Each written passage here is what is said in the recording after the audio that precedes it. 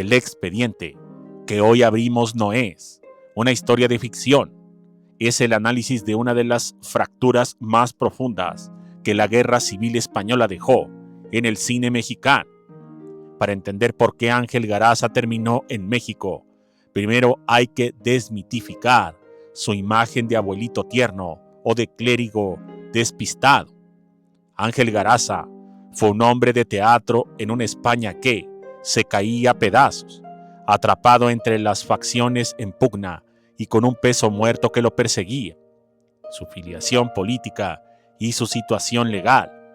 En 1936, la vida de Garaza cambió para siempre cuando el conflicto bélico lo esperó y le quitó a su hijo. No fue un extravío accidental en un parque, fue una desaparición forzada por el desplazamiento de masas, los bombardeos sistémicos y el colapso total de los registros civiles. El pequeño quedó atrás en una España que empezaba a oler a pólvora y hambre, mientras Ángel, acorralado por procesos judiciales y la amenaza directa de la milicia, tuvo que utilizar sus conexiones en el mundo artístico para obtener un pasaporte y huir hacia México. Sin más, ¡comenzamos!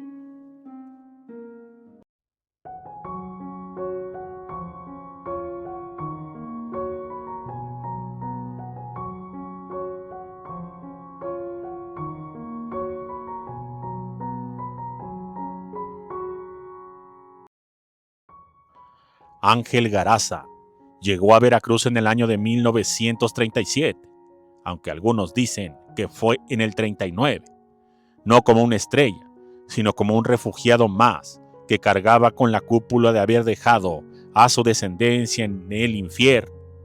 Lo que pocos saben es que su llegada a México estuvo marcada por el miedo a ser deportado y el miedo a que su pasado en España lo alcanzara. Mientras él se ganaba la confianza de Mario Moreno Cantinflas y empezaba a construir una de las carreras más sólidas del cine de oro, en España su hijo, Eduardo, estaba siendo moldeado por una realidad distinta. Para sobrevivir a la represión franquista y a la persecución de los apellidos vinculados al bando perdedor, el niño fue protegido por una red familiar que decidió cambiarle el nombre. Así nació Eduardo MacGregor Corea Nieto. El apellido de MacGregor no era solo una elección estética, era un escudo, una identidad nueva que borraba cualquier vínculo con el pasado de su padre y le permitía moverse en una España que vigilaba hasta el último de los nombres. Eduardo MacGregor creció con la actuación incrustada en el código genético, sin saber quién era su padre biológico en realidad, o teniendo apenas fragmentos de una verdad distorsionada por el tiempo. Se convirtió en un actor de una técnica impecable. Pero aquí es donde la historia toma un giro que parece sacado de un manual de espionaje o de una carambola del destino. El auge de la industria cinematográfica en México empezó a atraer a los mejores talentos de España. Eduardo, ya consolidado como un intérprete de gran carácter, decidió que su futuro estaba en América. Lo que Eduardo MacGregor no sabía al aterrizar en la Ciudad de México es que estaba entrando al mismo ecosistema donde su padre, el hombre que le dio la vida y lo perdió en la guerra, era una de las figuras más influyentes del sindicato y de los estudios. La Ciudad de México de los años 50 era un pañuelo. Los actores se encontraban en el Café de los Artistas y en reuniones de la Asociación Nacional de Actores y en los sets de los estudios Churubusco. Es aquí donde la investigación se vuelve escalofriante. Existen registros no oficiales de encuentros casuales entre Ángel Garaza y Eduardo MacGregor. Imaginen la escena en los pasillos de una producción. El viejo Garaza, con esa mirada melancólica que siempre lo caracterizó, observó a un joven actor con el apellido MacGregor, notando rasgos que le recordaban a su juventud. pero sin la certeza legal o moral para reclamar un parentesco que la guerra había disuelto. Eduardo, por su parte, veía en Garaza una leyenda, a un referente de la actuación cómica, sin sospechar que ese hombre era el refugio que una vez lo sostuvo en brazos antes de que las trincheras lo separaran. Eduardo MacGregor no necesitó el apellido Garaza para triunfar. Su carrera en México fue brillante por mérito propio, participando en cintas que exploraban la psique humana, muy lejos de las comedias ligeras de su padre. Esta dualidad es fascinante.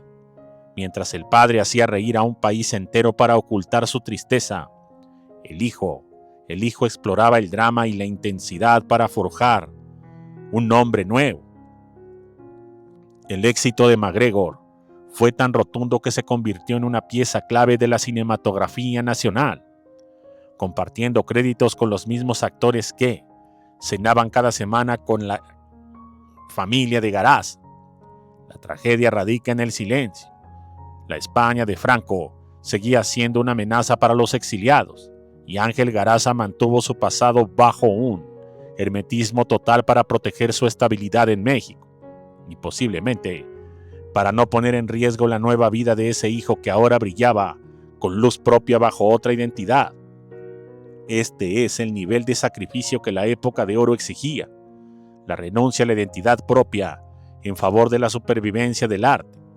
Ángel Garaza murió pensando que su hijo jamás lo perdonaría y lo reconocería. Sin embargo, al final de su vida, Eduardo MacGregor era su sangre y lo reconoció. Este hombre continuó su legado con una elegancia que solo las grandes poseen, portando un apellido que nació de la necesidad de ocultarse y que terminó siendo un símbolo de talento. La desaparición de Eduardo en la guerra no fue el final, fue el inicio de una metamorfosis que permitió que México tuviera dos genios de la actuación, padre e hijo, trabajando en la misma industria, habitando la misma ciudad y compartiendo el mismo aire, mientras el secreto de unión permanecería enterrado en los archivos de la guerra civil y en el silencio cómplice de los camerinos.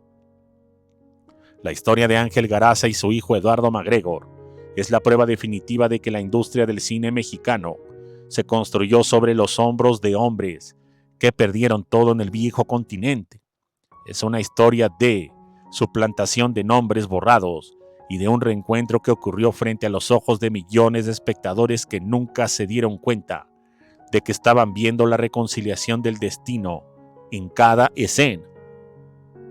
El padre que huyó de la justicia y el hijo que triunfó con un nombre inventado son las dos caras de una moneda que el cine de oro mexicano acuñó con sangre, sudor y el silencio absoluto. Este expediente desclasifica el dolor de un hombre que tuvo que ver a su hijo ser exitoso desde la barrera, respetando el nuevo nombre que la guerra le impuso y aceptando que, en el gran teatro de la vida, a veces el papel más difícil es el de ser un desconocido para su propio hijo. Se sabe que al final de toda esta historia que parece telenovela, Mario Moreno Cantinflas fue el vínculo entre MacGregor y su padre. Él fue el que le dijo a Garaza que era su hijo. Muchas gracias y hasta la próxima.